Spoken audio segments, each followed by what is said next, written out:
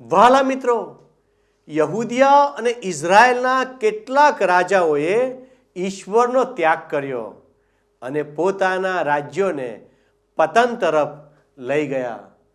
શું આપણે આ અંત સમયમાં ઈશ્વરનો ત્યાગ કરીને શૈતાનના બંધનમાં આવી ગયા છીએ?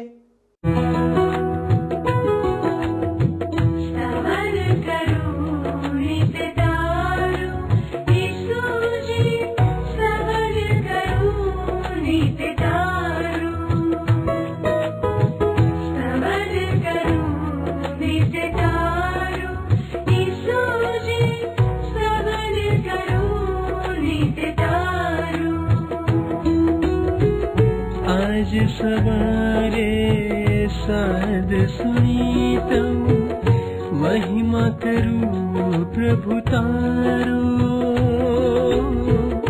महिमा करूं प्रभु तारो, स्तवन करूं नित्य तारो.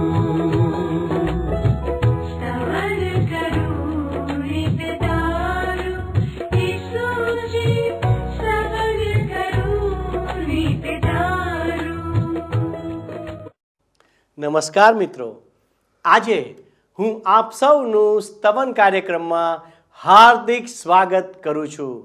સ્તવન કાર્યક્રમ દ્વારા આપણે ઈશ્વરના પવિત્ર વચનોનો સંપૂર્ણ અભ્યાસ કરીએ છીએ. આ વચનોનો નિરંતર અભ્યાસ આપણને ઈશ્વરનો ઝીણો અને કોમળ અવાજ સાંભળવામાં મદદ કરે છે. મિત્રો, મારા અંગત જીવનનો આનંદ આ વચનોમાં રહેવાથી મળે છે. માનવી પોતાના માટે સુખ અને શાંતિ જગતની વસ્તુઓમાં શોધતો રહે છે. પણ મિત્રો, શું તમે જાણો છો કે આ ધન દોલત અને દુનિયાવી સુખ સુવિધાઓ આપણને ટૂંકા ગાળાનું જ સુખ આપે છે?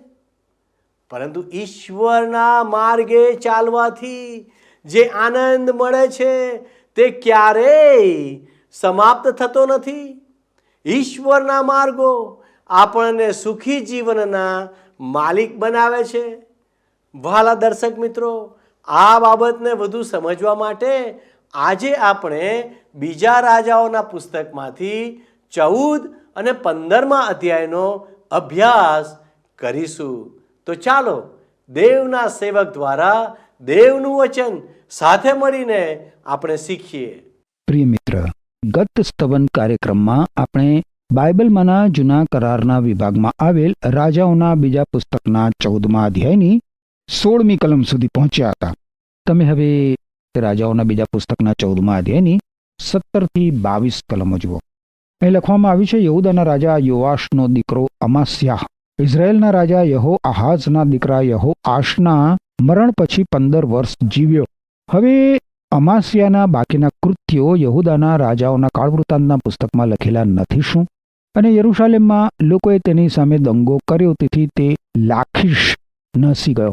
પણ તેઓએ તેની પાછળ લાખીશમાં માણસો મોકલીને ત્યાં તેને મારી નાખ્યો. તેઓ તેને ઘોડા પર નાખીને લાવ્યા અને તેના પિતાઓ સાથે તેને યરૂશાલેમમાં દાઉદનગરમાં દાટવામાં આવ્યો. અને અઝારિયાહ જે 16 વર્ષનો હતો તેને લઈને યહૂદાના સર્વ લોકે તેના બાપ અમાસ્યાહની જગ્યાએ રાજા ઠરાવ્યો. તેણે રાજા પોતાના પિતૃઓની સાથે ઊંઘી ગયો ત્યાર પછી એલાથ બાંધીને તે ફરી યહૂદાને સ્વાધીન કર્યો. અહીંયા લખ્યું છે એ પ્રમાણે મિત્ર, અમાસ્યા લાખીશ શહેરમાં નાસી છૂટ્યો. જ્યાં એક કિલ્લો હતો એમાં એને બહુ જ સારી એવી શરણાગતિ મળી શકે એમ હતું અને ત્યાં એની વિરુદ્ધ બળવો કરનાર લોકોથી બચી શકે એમ હતો. 23 થી 25 કલમોમાં લખ્યું છે, યહૂદાના રાજા યોઆશના દીકરા અમાસ્યાને 15મે વર્ષે ઇઝરાયેલના રાજા યોઆશનો દીકરો યરોબઆમ સમરૂનમાં રાજ કરવા લાગ્યો. તેણે 41 વર્ષ રાજ કર્યું. તેણે યહોવાની દ્રષ્ટિમાં જે ભૂંડું હતું તે કર્યું. નબાટના દીકરા યરોબઆમના સર્વ પાપ જે વડે તેણે ઇઝરાયેલ પાસે પાપ કરાવ્યા તેમાંથી તે ખસ્યો નહીં. 25મી કલમ, ઇઝરાયેલનો દેવ યહોવા પોતાના સેવક ગાત હેફેરના આમિતાઈના દીકરા યોનાહ પ્રબોધક હસ્તક જે વચન બોલ્યો હતો તે પ્રમાણે તેણે ઇઝરાયેલની સીમા હમાથના નાકાથી તે અરાબાહના સમુદ્ર સુધી પાછી કબજે કરી. યરોબામ રાજાએ ઈશ્વરની નજરમાં જે ભૂંડું હતું એ જ કર્યું. જોકે તેણે ઇઝરાયેલી રાષ્ટ્રની સીમાઓ સરખી તો કરી. અમ્મિતાઈના દીકરા યોના પ્રબોધકે કહ્યું હતું એ પ્રમાણે. હવે આ બાબત સ્પષ્ટ કરે છે મિત્ર કે યોના એક વાસ્તવિક વ્યક્તિ હતો અને ઇઝરાયેલમાં એક પ્રબોધક તરીકે કામ કરતો હતો. યોના વિશે આ એક ઐતિહાસિક સંદર્ભ છે મિત્ર. જેણે યોનાનું પુસ્તક લખ્યું હતું એ યોના. હવે આખરે યરોબામ બીજો મૃત્યુ પામ્યો અને રાજગાદી પર ઝખારિયા આવ્યો. આપણે મિત્ર હવે રાષ્ટ્રના અંત ભાગ તરફ આગળ વધી રહ્યા છીએ. હવે આપણે જોઈએ છીએ તો યહૂદિયા રાષ્ટ્ર ઉપર અઝારિયા એટલે કે ઉઝિયા નામનો રાજા રાજ કરે છે. 25મી કલમ જુઓ, 14મા અધ્યાય. ઇઝરાયેલનો દેવ યહોવા પોતાના સેવક ગાત હેફેરના અમ્મિતાઈના દીકરા યોના પ્રબોધક હસ્તક જે વચન બોલ્યો હતો તે પ્રમાણે તેણે ઇઝરાયેલની સીમા હમાતના નાકાથી તે અરાબાહના સમુદ્ર સુધી પાછી કબજે કરી. હવે ઈશ્વરે યોના પ્રબોધક દ્વારા જે વચન ઉચ્ચાર્યું હતું એ જો તમારે જોવું હોય તો યોના પ્રબોધકનું પુસ્તક છે બાઇબલમાં જૂના કરારના વિભાગમાં. એમાં જે પહેલો અધ્યાય છે એની પહેલી અને બીજી કલમ તમે જુઓ. જૂના પ્રબોધકનું પુસ્તક પહેલો અધ્યાય પહેલી અને બીજી કલમ બાઇબલમાં જૂના કરારના વિભાગમાં લખ્યું છે. યહોવાનું એક વચન અમિતાઈના દીકરા યુના પાસે આવ્યું કે ઊઠ મોટા નગર નીનવે જા અને તેની વિરુદ્ધ પોકાર કર, કેમ કે તેઓની દુષ્ટતા મારી આગળ આવી છે. હવે ઇતિહાસના આ સમયગાળા દરમિયાન મિત્ર હોશિયા, આમોસ, યુના, મીખા અને યશાયા જેવા પ્રબોધકોએ એમણે કરેલી ભવિષ્યવાણીઓ ઈશ્વરની દોરવણી નીચે લખવાનો આરંભ કર્યો હતો. એમણે ભવિષ્યમાં દ્રષ્ટિ કરીને ઈશ્વરના સમગ્ર દુનિયા માટેના કાર્યના મહત્વ વિશે સુબોધ કરવાનું જારી રાખ્યું હતું. ભવિષ્યમાં જે આત્મિક રાજ્ય સ્થપાવવાનું હતું ને એને લક્ષ્યમાં રાખીને. હવે ઈશ્વર ઇઝરાયેલી પ્રજાના નૈતિક અને આત્મિક અધઃપતનનો ઉપયોગ ભવિષ્યમાં મસીહના આગમન માટેનો માર્ગ તૈયાર કરવા માટે કરવાના હતા. ઇઝરાયેલનું રાજ્ય અને તેની લશ્કરી તાકાત ખંખેરાઈ ગયા અને એટલે ઘણા લોકો પ્રભુ ઈસુ ખ્રિસ્ત જે શુભ સંદેશ લાવવાના હતા તે તરફ વળી શકે. તમે 14મા અધ્યાયની 23 થી 25 કલમો ફરીથી જુઓ મારી સાથે સાથે. અહીં લખ્યું છે, યહૂદાના રાજા યોઆશના દીકરા અમાસ્યાને 15મે વર્ષે ઇઝરાયેલના રાજા યોઆશનો દીકરો યરોબઆમ સમરોનમાં રાજ કરવા લાગ્યો. તેણે 41 વર્ષ રાજ કર્યું. તેણે યહોવાની દ્રષ્ટિમાં જે ભૂંડું હતું તે કર્યું. નબાટના દીકરા યરોબઆમના સર્વ પાપ જે વડે તેણે ઇઝરાયેલ પાસે પાપ કરાવ્યું તેમાંથી તે ખસ્યો નહીં. ઇઝરાયેલનો દેવ યહોવા પોતાના સેવક ગાત હેફેરના અમ્મિતાઈના દીકરા યોના પ્રબોધક હસ્તક જે વચન બોલ્યો હતું તે પ્રમાણે તેણે ઇઝરાયેલની સીમા હમાથના નાકાથી તે અરાબાહના સમુદ્ર સુધી પાછી કબજે કરી. યરોબામ રાજાએ અહીં લખ્યું છે એ પ્રમાણે ઈશ્વરની દ્રષ્ટિમાં જે ભ્રષ્ટ કૃત્યો હતા એ જ કર્યા. જોકે એણે ઇઝરાયેલની સીમાઓ અમ્મિતાઈના દીકરા યુના પ્રબોધકે કહ્યું હતું એ પ્રમાણે ફરીથી સ્થાપિત કરી. હવે આ કલમોમાં આપણે જોઈએ છે તો યુના વિશે આપણને ઐતિહાસિક સંદર્ભ મળે છે અને આ સંદર્ભ મિત્ર સ્થાપિત કરે છે કે યુના એક વાસ્તવિક વ્યક્તિ હતો અને ઇઝરાયેલમાં એ ઈશ્વરનો પ્રબોધક હતો. આખરે યરોબઆમ નંબર 2 મૃત્યુ પામે છે અને તેના સ્થાને ઝખારિયા રાજગાદી ઉપર આવે છે. આપણે મિત્ર ઇઝરાયેલી રાષ્ટ્રના અંત તરફ આગળ વધી રહ્યા છીએ. 28મી કલમ જોઈશું. હવે યરોબઆમના બાકીના કૃત્યો તેણે જે કર્યું તે તથા તેનું પરાક્રમ એટલે તેણે કેવી રીતે યુદ્ધ કર્યું ને દમસ્ક તથા હમાદ જે યહૂદાના હતા તે કેવી રીતે તેણે ઇઝરાયેલને સારું પાછા મેળવ્યા એ સર્વ ઇઝરાયેલના રાજાઓના કાળવૃત્તાંતના પુસ્તકમાં લખેલા નથી શું?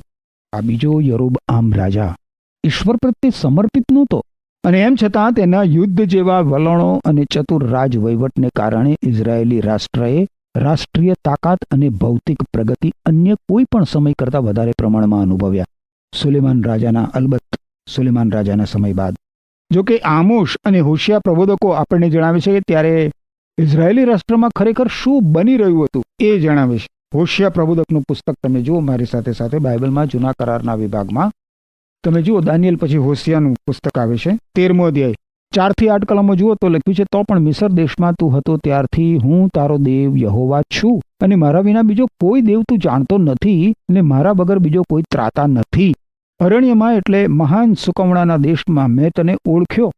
તેઓએ ચારો મળ્યો ત્યારે તેઓ પુષ્ટ થયા, તેઓ તૃપ્ત થયા એટલે તેઓનું હૃદય ગર્વિષ્ઠ થયું, તેથી તેઓ મને ભૂલી ગયા છે. ઈશ્વર કહે છે આ પ્રમાણે, તેને લીધે હું તેઓ પ્રત્યે સિંહ જેવો છું. દીપડાની પેટે હું માર્ગની આ બાજુએ પોતાના ઉપર તાકી રહીશ. જેના બચ્ચા છીનવી લેવામાં આવ્યા હોય તેવી રીંછડીની પેટે હું તેમને મળીશ ને તેમની છાતી ચીરી નાખીશ, અને ત્યાં સિંહની પેટે હું તેઓનો ભક્ષ કરીશ, જંગલી જાનવર તેઓને ફાડી ખાશે. અને એ પછી મિત્ર તમે આમોસ પ્રબોધકનું પુસ્તક જુઓ, 6 અધ્યાય 11 થી 14 કલમો જુઓ. ત્યાં લખ્યું છે, કેમ કે જુઓ, યહોવા આજ્ઞા કરે છે ને તેથી મોટા ઘરમાં ગાબડા પડશે ને નાના ઘરમાં ફાટો પડશે. શું ઘોડા ખડક ઉપર દોડી શકશે? શું કોઈ ત્યાં બળદોથી ખેતી કરશે? કેમ કે તમે ઇન્સાફને ઝેર રૂપ ને નેકીના ફળને કડવાશ રૂપ કરી નાખ્યા છે. વળી શું અમારા પોતાના પરાક્રમથી અમે શિંગો ધારણ કર્યા નથી? એમ કહીને તમે વ્યર્થ વાતોમાં આનંદ માનો છો. કેમ કે સૈન્યનો દેવ યહોવા કહે છે કે હે ઇઝરાયેલના વંશજો, જુઓ, હું તમારી વિરુદ્ધ એક પ્રજા ઊભી કરીશ, અને તેઓ હમાથના નાકાથી તે અરાબાની ખાડી સુધી તમારા પર વિપત્તિ લાવશે. યરોબામ રાજાના વહીવટમાં ન્યાય અને સમાન ધોરણની અવગણના થતી હતી. મિત્ર, આના પરિણામે શ્રીમંતો વધારે શ્રીમંત બનતા ગયા અને ગરીબો વધારે ગરીબ બનતા ગયા. લોકો ઈશ્વર ઉપર આધારિત રહેવાના બદલે પોતાની તાકાત, પોતાના સંરક્ષણ અને પોતાની સંપત્તિ ઉપર આધાર રાખીને સ્વકેન્દ્રિત બની ગયા. વારું મિત્ર, હવે આપણે રાજાઓના બીજા પુસ્તકના 15મા અધ્યાયને જોઈએ. પહેલી કલમ જોશો 15મા અધ્યાયની. ઇઝરાયેલના રાજા યરોબામને 27મે વર્ષે યહૂદાના રાજા અમાસ્યાનો દીકરો અઝારિયાહ રાજ કરવા લાગ્યો. આ અઝારિયા ઉઝિયા તરીકે પણ ઓળખાતો હતો. મિત્ર, એનું વૃત્તાંત કાળ વૃત્તાંતના બીજા પુસ્તકના 26મા અધ્યાયમાં સવિસ્તર આપવામાં આવ્યું છે.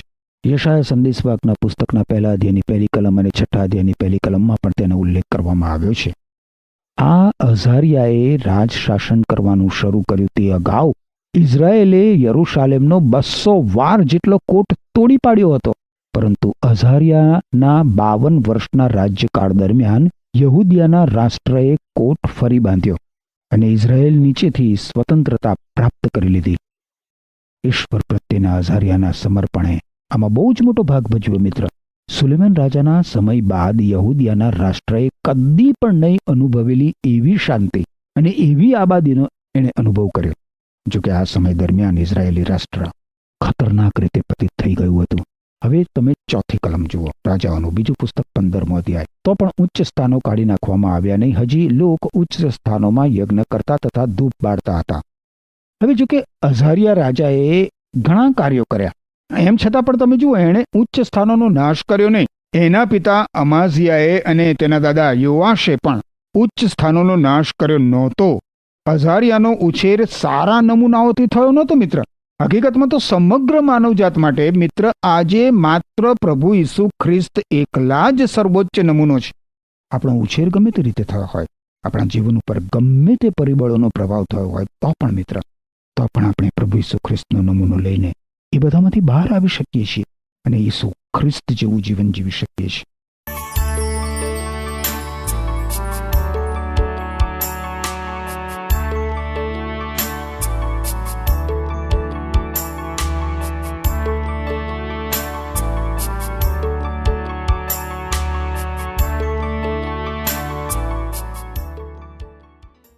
પાંચમી કલમ કહે છે, યહોવાએ રાજા પર આફત આણી, તેથી તે તેના મરણના દિવસ સુધી કોઢિયો રહ્યો ને અલાહિદા ઘરમાં રહ્યો, અને રાજાનો દીકરો યોથામ ઘરનો ઉપરી થઈને દેશના લોકોનો ન્યાય કરતો. 10 વર્ષ સુધી યોથામે તેના પિતા અઝારિયાની સાથે મળીને રાજ શાસન ચલાવ્યું. 8મી કલમમાં લખ્યું છે, યહૂદાના રાજા અઝારિયાને 38મે વર્ષે યરોબઆમના દીકરા ઝખારિયાએ સમરૂનમાં ઇઝરાયેલ પર 6 માસ રાજ કર્યું. આ ઝખારિયા એક દુષ્ટ અને પાપી રાજા હતો, કારણ કે એણે ઇઝરાયેલી પ્રજા પાસે મૂર્તિ પૂજાનું પાપ કરાવ્યું. આપણા જીવનોમાં મિત્ર રહેલ પાપ, યાદ રાખો, એક ગંભીર બાબત છે. પરંતુ ઈશ્વરને આધીન નહીં થવાની પ્રેરણા બીજાઓને આપવી એ તો એનાથી પણ વિશેષ ગંભીર બાબત છે. બીજાઓ ઉપર આપણે જે પ્રભાવ પાડીએ છીએ એ માટે ઈશ્વર સમક્ષ આપણે જવાબદાર છીએ. મિત્ર, ખેર આગળ વધીએ. 10મી કલમ જોઈએ. યાબેશના દીકરા શાલ્લુમે તેની વિરુદ્ધ દંગો કર્યો ને લોકોની સમક્ષ તેને મારી નાખ્યો ને તેની જગ્યાએ પોતે રાજ કર્યું. આમોસ પ્રબોધકે ઝખારિયા રાજાને તેના મૃત્યુ માટે ચેતવણી આપી હતી અને યરોબઆમના રાજવંશના અંતની પણ એણે ચેતવણી આપી હતી. આમોસ પ્રબોધકનું પુસ્તક તમે જુઓ મિત્ર, બાઇબલમાં જૂના કરારના વિભાગમાં આમોસ પ્રબોધકનું પુસ્તક, એનો 7મો અધ્યાય અને એની 9મી કલમ જુઓ શું લખ્યું છે. 7મા અધ્યાયની 9મી કલમ અહીં લખ્યું છે, ઈસાકના ઉચ્ચ સ્થાનો ઉજ્જડ થશે ને ઇઝરાયેલના પવિત્ર સ્થાનોને વેરાન કરી મૂકવામાં આવશે, અને હું તરવાર લઈને યરોબઆમના વંશની વિરુદ્ધ ઉઠીશ, એવું ઈશ્વર કહે છે. મિત્ર, ખેર આગળ 14મી કલમ જુઓ. રાજાઓનું બીજું પુસ્તક 15મો અધ્યાય 14મી કલમમાં લખ્યું છે, ગાદીનો દીકરો મનાહે તિરસાહથી ચડી આવીને સમરૂન આવ્યો, અને તેને યાબેશના દીકરા સાલ્લુમને સમરૂનમાં મારીને મારી નાખ્યો, ને તેની જગ્યાએ પોતે રાજ કર્યું. મનાહેમ યરોબઆમ રાજાના સૈન્યનો સર્વોચ્ચ સેનાપતિ હતો. મિત્ર, ઇઝરાયેલની રાજગાદી માટે મનાહેમે શાલ્લુમ કરતા પોતાને વધારે લાયક માન્યો. 18મી કલમ કહે છે આગળ, તેણે યહોવાની દ્રષ્ટિમાં જે ભૂંડું હતું તે કર્યું. નબાટના દીકરા યરોબામના પાપ જે વડે તેણે ઇઝરાયેલ પાસે પાપ કરાવ્યું હતું, તેથી તે પોતાના સર્વ દિવસો પર્યંત દૂર રહ્યો નહીં. મનાહેમે તેના પુરોગામી રાજાઓની જેમ જ મિત્ર એની પ્રજાને પાપમાં દોરી. તેણે ઈશ્વરની દ્રષ્ટિમાં જે ભૂંડું હતું તે કર્યું. એક નેતા માટે મિત્ર તમે વિચાર કરો કે એક નેતા માટે આ કેવું મંતવ્ય છે. નેતાઓ જે લોકોની સેવા કરે છે તેમના જીવનો ઉપર જરૂર પોતાની અસર પાડે છે. 19મી અને 20મી કલમોમાં આગળ લખ્યું છે, તમે જુઓ શું લખ્યું છે. આશુરના રાજા પુલે દેશ પર ચઢાઈ કરી. મનાહેમે પોતાની હાથમાં રાજ સ્થિર કરવા માટે પુલને પોતાના પક્ષનો કરી લેવા સારું તેને 1000 તાલંત રૂપું આપ્યું. મનાહેમે આશુરના રાજાને એ રૂપું આપવા સારું ઇઝરાયેલ પાસેથી, એટલે દરેક ધનાઢ્ય માણસ પાસેથી 50 શેકેલ રૂપું જોર જુલમથી કઢાવ્યું. માટે આશુરનો રાજા પાછો ફર્યો ને તે દેશમાં થોભ્યો નહીં. આશુરનો રાજા પુલ અથવા તો તિગ્લાત પિલેસેર એવું એનું નામ છે. તિગ્લાત પિલેસેર અથવા તો પુલ એ રાજગાદી પર આવ્યો ત્યારે આશુર એક વિશ્વસત્તા બની રહ્યું હતું. મિત્ર, અને અરામ, ઇઝરાયેલ અને યહૂદિયાના રાષ્ટ્રો પતનના આરે હતા. આશુરના રાજા પુલે ઈસવીસન પૂર્વે 743માં ચઢાઈ કરી હતી. ઇઝરાયેલના રાજા મનાહેમે તેને ખંડણી આપીને પાછો વાળ્યો. હવે આશુરની 3 ચઢાઈઓમાંની આ તો પ્રથમ ચઢાઈ હતી. હવે 30મી કલમ તમે જુઓ. 30મી કલમ, ઉઝિયાહના દીકરા યોથામને 20મે વર્ષે એલાહનો દીકરો હોશિયાએ રમાલ્યાના દીકરા પેકા સામે દંગો કર્યો ને તેને મારી નાખ્યો ને પોતે તેને ઠેકાણે રાજ કર્યો. હોશિયા ઇઝરાયેલનો છેલ્લો રાજા હતો. મિત્ર, હવે 32મી કલમ જુઓ. ઇઝરાયેલના રાજા રમાલ્યાહના દીકરા પેકાહને બીજે વર્ષે યહૂદાના રાજા ઉઝિયાનો દીકરો યોથામ રાજ કરવા લાગ્યો. તે રાજા થયો ત્યારે તે 25 વર્ષનો હતો. તેણે યરૂશાલેમમાં 16 વર્ષ રાજ કર્યું. તેની માનું નામ યરુશા હતું. તે સાદોકની દીકરી હતી. પેકા રાજા બન્યો ત્યારબાદ 1 વર્ષ પછી ઉઝિયા યહૂદિયાનો રાજા જે અઝારિયાના નામે પણ ઓળખાતો એ મૃત્યુ પામ્યો. અને ઈશ્વરના સંદેશવાહક યશાયાને ઈશ્વરના ગૌરવના અને ઇઝરાયેલના ભાવિ વિનાશના ત્યારે દર્શન થયા. તમે જુઓ યશાયા સંદેશવાહકનું પુસ્તક 6ઠો અધ્યાય 1-13 કલમો. અહીં લખ્યું છે, ઉઝિયાહ રાજા મરણ પામ્યો તે વર્ષે મેં, યશાયા પ્રબોધક આ પ્રમાણે કહે છે કે તે વર્ષે મેં પ્રભુને જોયો. તે ઉચ્ચ તથા ઉન્નત રાજ્યાસન પર બેઠેલો હતો. તેના જામાની ચાળથી મંદિર ભરાઈ ગયું હતું. તેની આસપાસ સરાફો ઊભા હતા. દરેકને 6 પાંખ હતી. 2થી તે પોતાનું મુખ ઢાંકતો, 2થી પોતાના પગ ઢાંકતો અને 2થી ઉડતો. તેઓ એકબીજાને પોકારીને કહેતા, પવિત્ર પવિત્ર પવિત્ર છે સૈન્યનો દેવ યહોવા. આખી પૃથ્વી તેના ગૌરવથી ભરપૂર છે. પોકારનારની વાણીથી ઉંબરાના પાયા હાલ્યા અને મંદિર ધુમાડાથી ભરાઈ ગયું. ત્યારે મેં કહ્યું કે અફસોસ છે મને, મારું આવી બન્યું છે, કારણ કે હું અશુદ્ધ હોઠોનો માણસ છું અને અશુદ્ધ હોઠોના લોકમાં હું રહું છું, કેમ કે મારી આંખોએ રાજાને એટલે સૈન્યોના દેવ યહોવાને જોયો છે.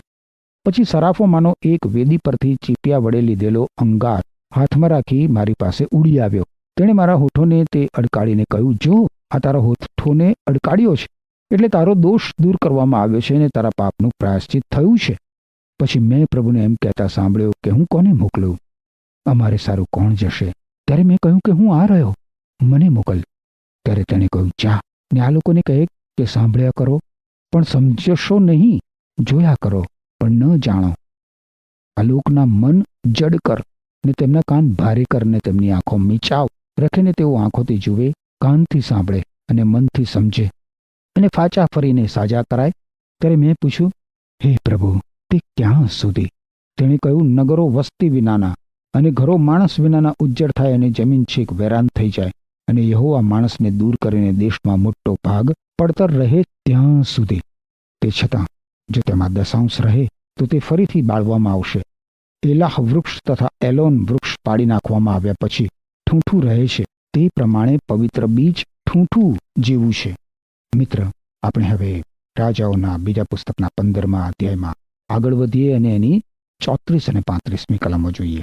અહીં લખ્યું છે, તેણે યહોવાની દ્રષ્ટિમાં જે સારું હતું તે કર્યું. તેના બાપ ઉઝિયાહે કર્યું હતું તે સર્વ પ્રમાણે તેણે કર્યું. તો પણ ઉચ્ચ સ્થાનો કાઢી નાખવામાં આવ્યા નહીં. હજી લોકો ઉચ્ચ સ્થાનોમાં યજ્ઞ કરતા તથા ધૂપ બાળતા હતા. યહોવાના મંદિરનો ઉપલો દરવાજો તેણે બાંધ્યો. હવે યોથામ વિશે અને યહૂદિયાના રાજાના રાજ શાસન વિશે ઘણી બધી સારી વાતો કહી શકાય એમ છે, પરંતુ એ સૌથી અગત્યની બાબતમાં નિષ્ફળ ગયો. કોણ? આ યોથામ રાજા. એણે ઉચ્ચ સ્થાનોનો નાશ કર્યો નહીં. અને યોથામ રાજાની જેમ આપણે પણ મિત્ર ઘણા સારા કૃત્યો કરતા હોઈએ, ઘણા બધા સારા કૃત્યો કરતા હોઈએ, પરંતુ સૌથી મહત્વની બાબત જ ચૂકી જતા હોઈએ. એવું બને આખું જીવન આપણે આપણું આખું જીવન પુણ્ય કર્મો સત્કર્મો કર્યા જ કરીએ, પણ એ પૂરતું નથી. જો આપણે જે મુખ્ય કૃત્ય એ ના કરીએ તો, અને એ મુખ્ય કૃત્ય એટલે પ્રભુ ઈસુ ખ્રિસ્તને શરણે આવવાનું પગલું ભરવું, એ આપણે ભરતા નથી. કારણ કે બાઇબલમાં શું લખ્યું છે? એફેસી લોકોને લખેલો પત્ર જુઓ, નવા કરારના વિભાગમાં 2 અધ્યાયની 8 થી 10 કલમોમાં લખ્યું છે, માત્ર ઈશ્વરની કૃપાથી જ ઈસુ ખ્રિસ્ત ઉપરના વિશ્વાસની મારફતે તમારો ઉદ્ધાર થાય છે. એ તમારાથી બનતું નથી, પણ ઈશ્વર એ કરે છે. અને એટલે એમાં બડાઈ કરવા જેવું કંઈ નથી, કારણ કે એ તમારા પોતાના પ્રયત્નોનું પરિણામ નથી. ઈશ્વર આપણા સર્જનહાર છે અને તેમણે આપણને અગાઉથી નક્કી કર્યા મુજબ સારા કૃત્યનું જીવન જીવવા માટે આપણને પ્રભુ ઈસુ ખ્રિસ્ત સાથેના આપણા જોડાણ દ્વારા સર્જ્યા છે. ઈશ્વરને અનુસાર એના જીવનના બધા જ ક્ષેત્રોમાં મિત્ર ઈશ્વરને પ્રથમ સ્થાન આપે છે. ફરીથી સાંભળો, ઈશ્વરને અનુસરનાર વ્યક્તિ એના જીવનના બધા જ ક્ષેત્રોમાં ઈશ્વરને પ્રથમ સ્થાન આપે છે. એક પણ ક્ષેત્ર એમાંથી બાકાત રહેતું નથી.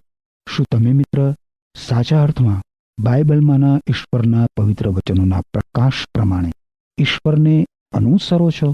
વિચાર કરજો મારા પ્રશ્ન ઉપર. એમ કરવા માટે ઈશ્વર તમને કૃપા આપો. આમીન. વહાલા દર્શક મિત્રો, આજે આપણે અંત સમયમાં થનાર બાબતો વિશે શીખ્યા, જે આ પ્રમાણે છે. યહૂદિયાના ધર્મ સુધારકે શરૂઆતમાં ઈશ્વરની સેવા કરવાનો પ્રયાસ કર્યો, પણ પાછળથી તે પોતાના અભિમાન અને સત્તાની ઈચ્છાને વશ થઈ ગયા અને તેમને કૂળની શિક્ષા થઈ. હવે અંતના સમયમાં ઘણા લોકો અભિમાનને લીધે ઈશ્વરથી દૂર થઈ જશે.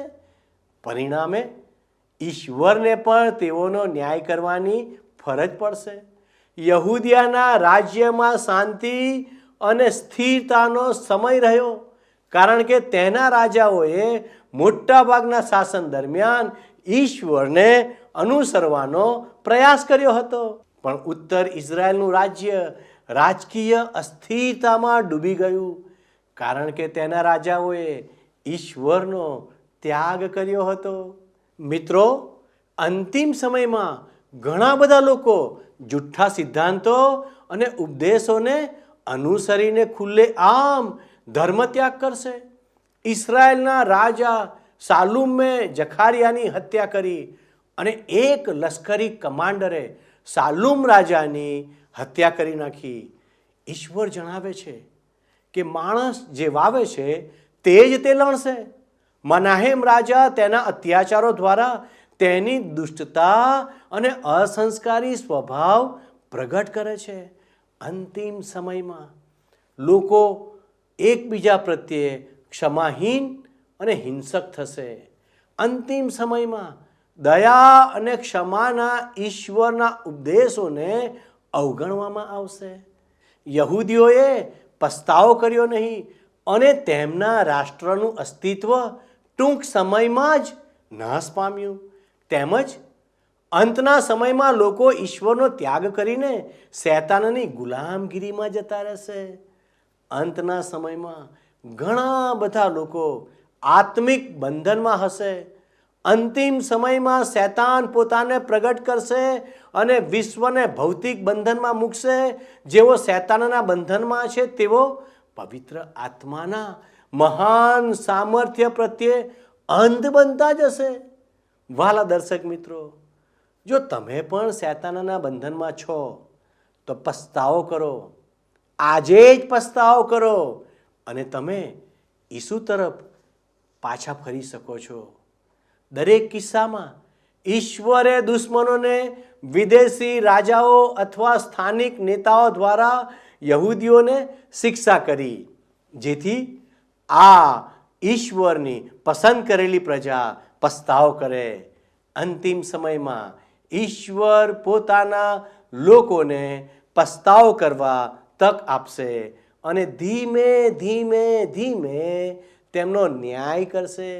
તેમ છતાં મોટા ભાગના લોકો ઈશ્વરની ચેતવણીઓને અવગણના કરશે. મિત્રો, આજે આપણે આપણી જાતને તપાસીએ કે શું આપણે અભિમાની બન્યા છીએ? શું આપણે ઈશ્વરનો ત્યાગ કર્યો છે? શું આપણે જુઠ્ઠા ઉપદેશકોના ભોગ બન્યા છીએ? શું આપણે શૈતાનની કોઈ ગુલામગીરીમાં આવી ગયા છીએ? વહાલા દર્શક મિત્રો, તો આજે જ તક છે. પસ્તાવો કરીએ અને આવો આપણે સાથે પ્રાર્થના કરીએ. વહાલા પ્રભુજી, અમે પૂરેપૂરા પસ્તાવિક હૃદયથી તમારા ચરણોમાં આવીએ છીએ અને અમે પસ્તાવો કરીએ છીએ. પ્રભુ, અમારા ગંદા કામોને અમે બંધ કરવા માગીએ છીએ.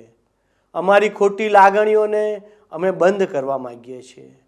પ્રભુ, તમે અમારા કુટુંબના સંબંધોને આશીર્વદિત કરો. અમે અમારા કુટુંબમાં જો ખૂબ ગુસ્સો કરીએ છીએ તો પ્રભુ આજે અમે પસ્તાવો કરીએ છીએ. એ ગુસ્સાના પાપથી તમે અમને દૂર કરો. અમારા કુટુંબ પર તમારી કૃપા રેડો. અમારા દરેક શ્રોતા મિત્રોને ઈસુના નામમાં તમે આશીર્વાદ આપો. અમે બધા તમારા હાથોમાં સોંપાતા અમારી આ પ્રાર્થના ઈસુના નામમાં માગીએ છીએ. આમેન. વહાલા દર્શક મિત્રો, જો તમે કોઈક નિર્ણય કર્યો છે તો આજે જ હમણાં જ તમારો ફોન ઉઠાવો અને અમારા પ્રતિનિધિ સાથે તમે વાત કરો. અમારા પ્રતિનિધિ તમારી સાથે પ્રાર્થના કરવા તૈયાર છે. ઈશ્વર આપના નિર્ણયમાં આપને મદદ કરે. આમેન.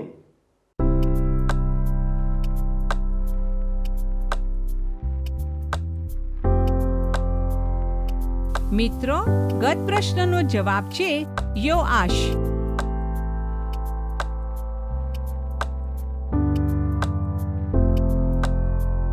આજનો પ્રશ્ન છે, કયા રાજાને કોઢ થયો?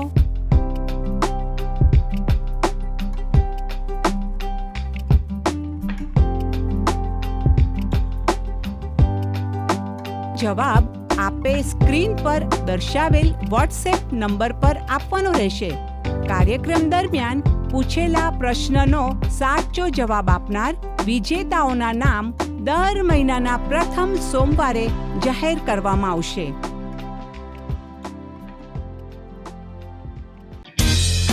શું તમને આ કાર્યક્રમ ગમ્યો? અત્યારે જ અમને મિસ કોલ કરો.